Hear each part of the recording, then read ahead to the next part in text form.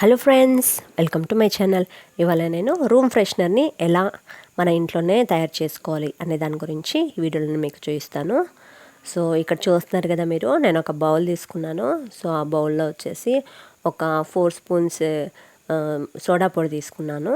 So ఈ soda పొడి ఏంటంటే మనం ఇంట్లో ఇడ్లీకి దోశకి వేస్తాం కదా, సో ఆ నార్మల్ సోడా పొడే తీసుకున్నాను.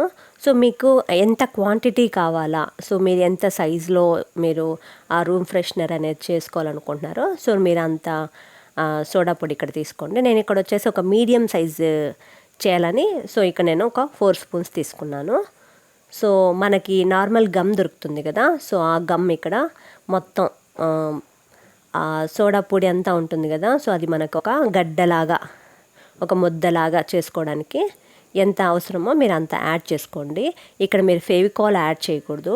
నార్మల్ మనకి గమ్ దొరుకుతుంది కదా, సింథటిక్ గమ్, సో ఆ నార్మల్ గమ్ తీసుకోండి మీరు. మనం పేపర్స్కి వాటికంతా స్టిక్ చేయడానికి తీసుకుంటాం కదా, సో ఆ నార్మల్ గమ్ సో తీసేసుకొని బాగా మిక్స్ చేసుకోండి. మీకు ఇన్ కేస్ ఏమన్నా గమ్ మీకు తక్కువ అనిపిస్తే మీరు తర్వాత కూడా యాడ్ చేసుకోవచ్చు. సో అలానే వచ్చేసి మీకు ఇక్కడ ఫుడ్ కలర్స్ ఏదో ఒకటి యాడ్ చేసుకోండి. మీకు అది మీ చాయిస్. మీకు కొంచెం కలర్గా అనిపించాలంటే మీరు ఇక్కడ కలర్ యాడ్ చేసుకోవచ్చు.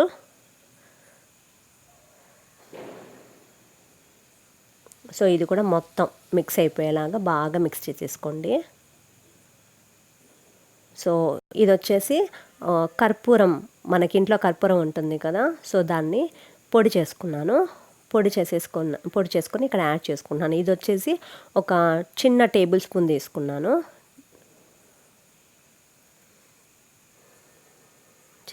తీసుకున్నాక ఇది కూడా బాగా మిక్స్ చేసేసుకోవాలి.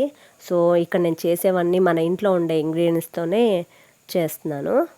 సో ఇది చాలా ఈజీగా కూడా అయిపోతుంది, మీరు కూడా ట్రై చేయొచ్చు ఇది. సో ఇదే మనం షాప్లో తీసుకోవాలంటే ఒక 80 రూపీస్ దాకా మనం ఖర్చు పెట్టాల్సి ఉంటుంది. అదే మనం ఇంట్లో చేసుకుంటే మనకు చాలా తక్కువ కాస్ట్లో అయిపోతుంది. అది కూడా ఇది చాలా ఒక 1 ఇయర్ పైన వరకు కూడా మీరు యూస్ చేయొచ్చు. సో ఇక్కడ నాకు కొంచెం గమ్ తక్కువ అనిపించింది, సో అందుకనేసి యాడ్ చేసుకుంటున్నాను. యాడ్ చేసేసుకొని బాగా ఒక ముద్దలాగా వచ్చేలాగా మనం మిక్స్ చేసుకోవాలి.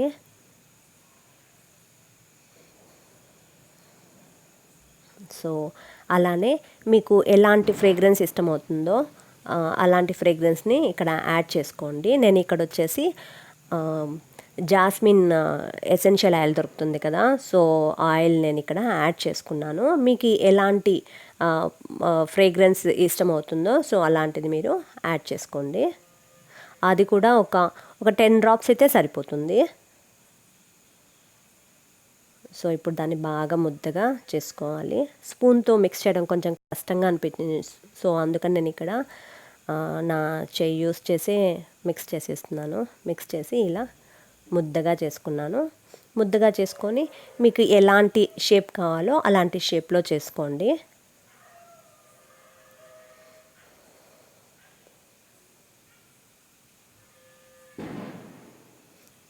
ఇదిగో చూడండి, నేను ఇక్కడ నార్మల్ ఒక షేప్లో ఇలా చేసి పెట్టేసుకున్నాను. సో మీకు అలా కాదు, వేరే షేప్లో కావాలంటే కనుక సో మీరు ఆ కంటైనర్ తీసుకొని కింద కొంచెం ఆయిల్ ఏదైనా అప్లై చేసి ఇది దానిపైన పెట్టి ఒక 4 to 5 అవర్స్ బాగా డ్రై అవ్వనివ్వండి.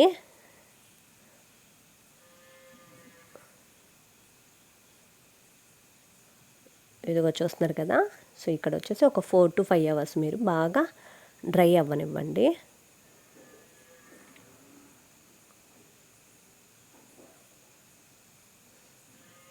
ఇది చాలా చాలా ఈజీ ఫ్రెండ్స్, ప్రతి ఒక్కరూ ఇంట్లో ట్రై చేసుకోవచ్చు.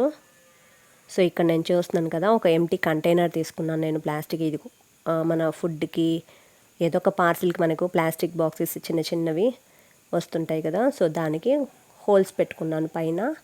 సో ఇక్కడ బాగా డ్రై అయిపోయింది. సో దీన్ని వచ్చేసి దాంట్లో వేసి పెట్టేసుకుంటున్నాను. సో అలా కాదు, మీ దగ్గర ఏమైనా ఓల్డ్వి అడోనిల్ బాక్సెస్ ఉంటాయి కదా, సో అలా ఉన్నా సరే మీరు దాంట్లో అయినా సరే స్టోర్ చేసి పెట్టుకోవచ్చు.